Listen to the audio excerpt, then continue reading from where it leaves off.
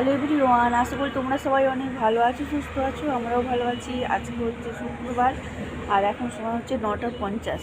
তো এখন থেকে ব্লগটা শুরু করলাম, দেখে থাকো। আশা করি তোমাদের অনেক অনেক ভালো লাগবে। আজকে সারাদিন কী কী করি না করি যতটা পারি তোমাদের সাথে শেয়ার করার চেষ্টা করো। তো আজকে আমাদের এখানে সকালে যখন ঘুম থেকে উঠি তখন থেকেই বৃষ্টি হচ্ছিল। এখন একটু বৃষ্টিটা বন্ধ আছে, তাই ছাদে এলাম জামা কাপড় মেলতে। আর আকাশ এখনও মেঘ হয়ে আছে। তো আজকে তো ফেরত রথ, সবাইকে ফেরত রথের অনেক অনেক শুভেচ্ছা। সবাই আজকে ভালো করে রথ টেনো, মাসির জগন্নাথকে যেমন নিয়ে এসেছিলে মাসির বাড়িতে, আবার যেন ভালোভাবে পৌঁছে দাও যারা রথ টানতে যাও আর কি।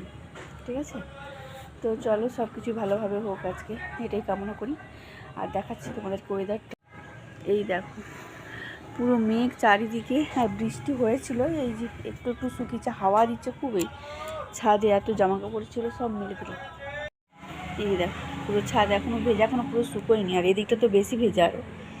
তো অনেক জামা কাপড় ছিল, বেডশিট কিনেছিলাম কালকে, সে সব মিলে দিলাম। মেঘ আছে, বৃষ্টি আবার যে কোনো মুহূর্তে চলে আসতে পারে, আবার ছুটে ছুটে আসতে হবে। আর একটা জিনিস দেখাই, এই যে লাউ বীজ পুঁতেছিলাম, আজকে দেখতে পাচ্ছি একটা গাছ বেরিয়েছে। অনেকগুলোই পুঁতেছিলাম, এটাতেই গাছ বেরিয়েছে। ওই দিকেরগুলোতে বেরোয়নি। টবে জলও আছে, কিছু কিছু টবে জল ফেলতে হবে, এখন পালিয়ে যেয়ে পরে আসবো। এই যে লাল শাকগুলো একটু করে বড় হচ্ছে, মাছেরগুলো কেউ উপড়ে দিল না কি বুঝতে পারছি না। ঠিক আছে, যাই হোক, চলো। হচ্ছে 12:46, রান্নাবান্না আমার সব হয়ে গেছে, শাশুড়ি খেতেও দিয়েছি, কিন্তু আমি যাচ্ছি এক জায়গায়। তো চলো, কোথায় যাচ্ছি না যাচ্ছি সেটা পরে জানতে পারবে। ঠিক আছে, দেখো বেরিয়ে পড়েছি, চলো কোথায় যাচ্ছি। ঠিক আছে, চলো। আর কি রান্না করলাম, কিন্তু আমি খেলাম না, শাশুড়ি খেয়ে দিয়েছি, আর মেয়ে কখনো সেই পরে খাবে। তো এবার বুঝতে পারছো কোথায় এসেছি। রথযাত্রা উপলক্ষে আজকেই ভাগবত পাঠের শেষ দিন ছিল, আজকে তো ফেরত রথ ছিল।